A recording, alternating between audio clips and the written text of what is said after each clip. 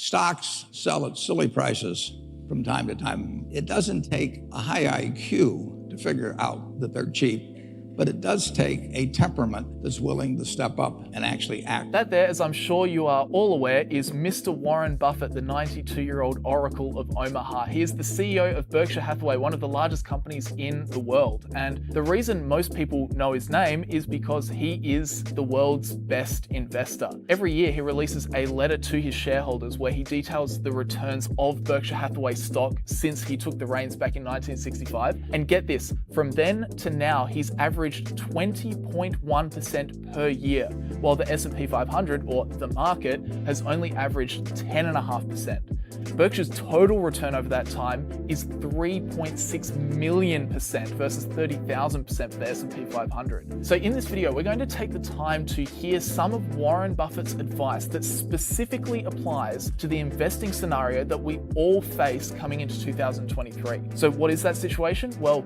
firstly, the market is falling. It fell 20% in 2022. We also have very high inflation, although thankfully that does seem to be trending down, at least currently. And then finally, we have rising interest rates, which are likely going to continue in 2023 based on the Fed reaffirming that they want to get that inflation rate back down to 2% and they won't stop raising rates until they get there. So chuck that all together with the possibility of a decent sized recession throughout the year, and well, for investors, there's a lot to think about. So let's start at the start. The first conundrum: what do we do as rational long-term value investors when the stock market is pretty solidly trending down? Let's talk a little bit about the fact that the market's down almost 800 points this morning. Yeah. Concern for you? Well, no, that's good for us, actually. I mean, we're a net buyer of stocks over time. And just like being a net buyer of food, I expect to buy food the rest of my life, and I hope that food goes down in price tomorrow.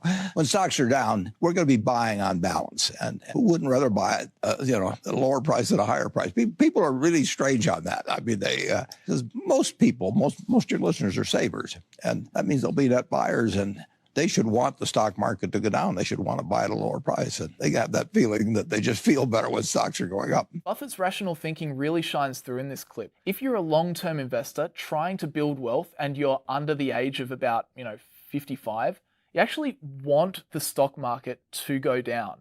Reason being is you should still be a net buyer of stocks. If you're 70 or if you're 80, then you definitely want the stock market to stay really high, because on the flip side, chances are you're in the stage of your life where you're a net seller of stocks. And I like that Buffett touches on the fact that most people's reaction to a falling market is really emotional. People just feel better buying stocks when the market is going up, but in reality, you should actually feel better buying at times like right now when the stock market is down so much.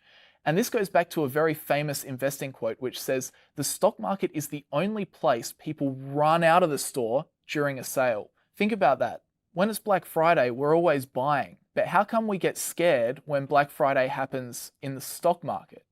For long-term investors, we should actually get excited by the stock market falling. Have a listen to these two clips. Some people should not own stocks at all because they just get too upset with price fluctuations. If you're going to do dumb things because a stock goes down, you shouldn't own a stock at all. No, I mean, what are dumb things? Selling a stock because it goes selling down? a stock because it goes down. I mean, if you buy your house at $20,000 and somebody comes along next day and says, "I'll pay you 15," you don't sell it because the quote's 15. But some people are not actually emotionally or psychologically fit to own stocks, but I think more of them would be if you get educated on what you're really buying, which is part of a business. If you worry about corrections, you shouldn't own stocks. I mean, if you can't take your stock going down, it's going to go down sometime if you own a stock, so why worry about it? I mean, the point is to buy something that you like at a price you like and then hold it for 20 years. And you should not look at it day to day. If you bought a farm or apartment house, you wouldn't get a quote on it every day or every week or every month. So it's a terrible mistake to think of stocks as something that bob up and down, and that you should pay attention to those bobs up and down. So in summary, own great businesses and remember that market corrections are a normal part of investing and they should actually make you happy, not scared. So that's investing during a bear market, but what about all this inflation we're seeing? Prices of materials are rising a lot at the moment, making everything more expensive for both us consumers and also for businesses. So what do we need to consider during a period where prices across the board are inflating? Keynes said it many years ago that it's an invisible tax that only one man in a million really understands. The best investment against inflation is to improve your own earning power. The best passive investment, I think, is a good business. If you own an interest in a good business, you're very likely to maintain purchasing power no matter what happens to the currency. But it's interesting, in the United States, the value of the dollar since I was born has declined by 94% to 6 cents. But things can work out pretty well even during inflationary times. I mean, if somebody told me when I was born, that the dollar bill is going to go to 6 cents, I might have said, let me go back. I'm not interested in emerging into that kind of a world. But actually, it's worked out pretty well, so I have no complaints.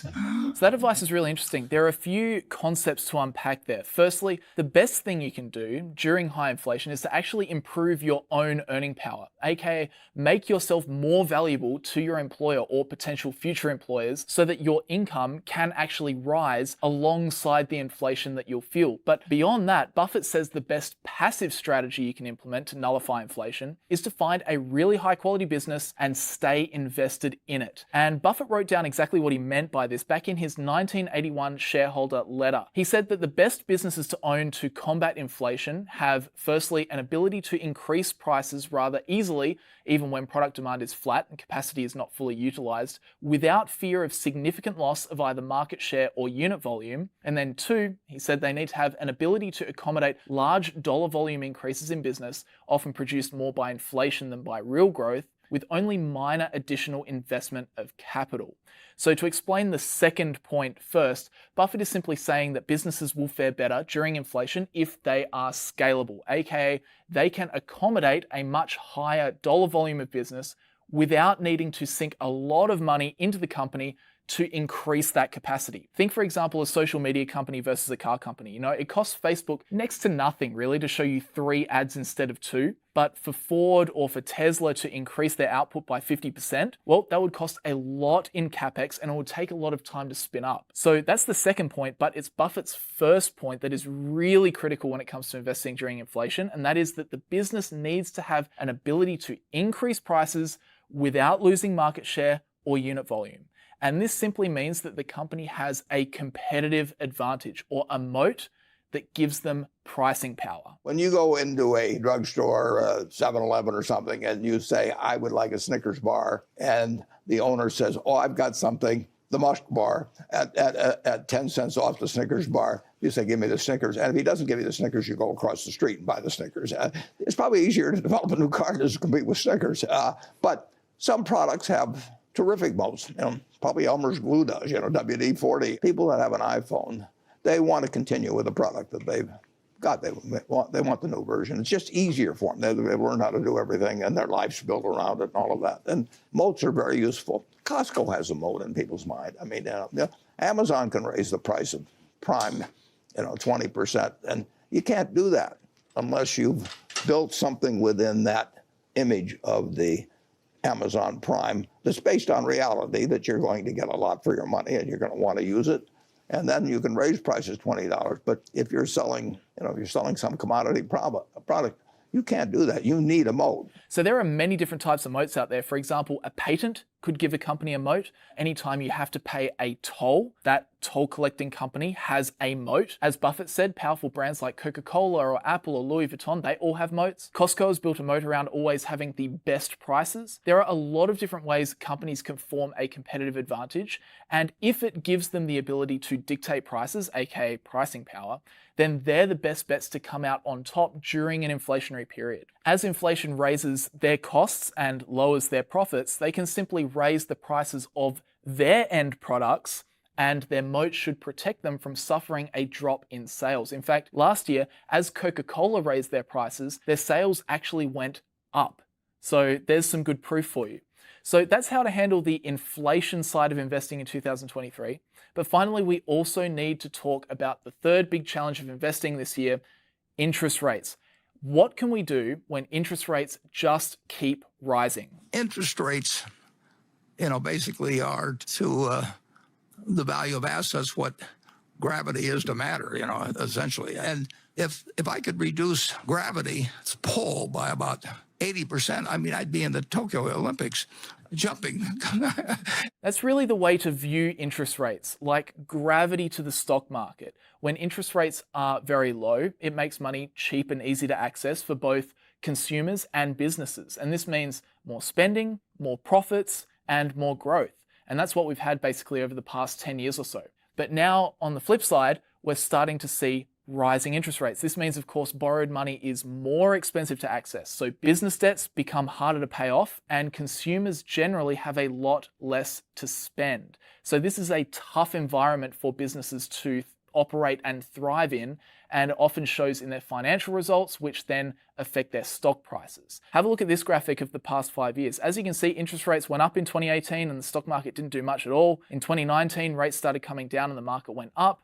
And then when COVID struck, the Fed lowered the interest rate to 0 and the market basically boomed for 2 years. However, in 2022, interest rates went up a lot and the market dropped by 20%. So when rates go up, stocks generally suffer. And this is half caused by businesses performing poorly and their stock value falling.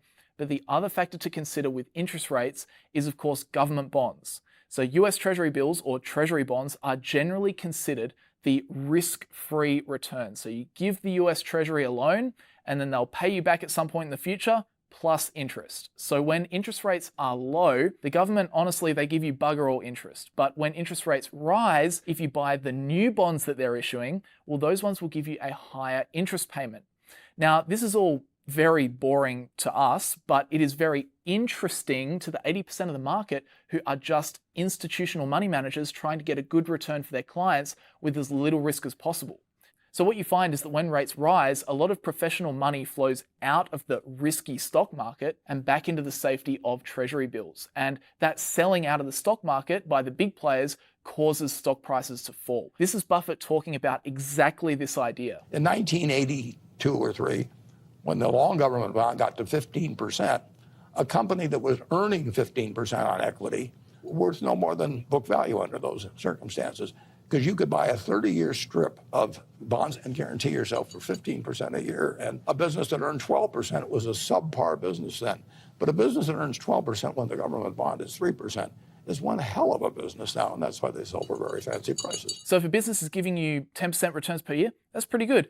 But the closer that risk-free rate gets to 10%, the more professional money will sell the business and just buy the government bond, causing the business's stock price to fall. So what do we take away from all this? Well, it's again that we need to be laser focused on our selected business's performance, and we need to stay focused on the long term, because history tells us stocks are generally a better place to be than bonds over a very long period of time. That's just the reality. But for short periods of time, well, occasionally they're not. So we as stock market investors need to stay focused on the long term so that we can use the depressed stock prices on high quality businesses as opportunities for long-term returns. We need to acknowledge that we can't do anything about the Federal Reserve. They'll do whatever. So instead, let's just play the long game and pick up great businesses at great prices while interest rates are really high. That's how we tackle a high interest rate environment. And overall, guys, that is Warren Buffett's wisdom around tackling the 3 big investing issues that we are all going to face in 2023. Stock market correction, high inflation, and rising interest rates. But really hope you got something useful out of this video. Please leave a like and subscribe. Obviously, a ton of effort goes into our videos. We're also trying to hit 1 million subscribers this year on the channel. That's our big goal. So if you enjoyed this video, you made it this far and you want to see similar videos to this, please consider subscribing. But apart from that, guys, thank you very much for watching, and I'll see you guys in the next video.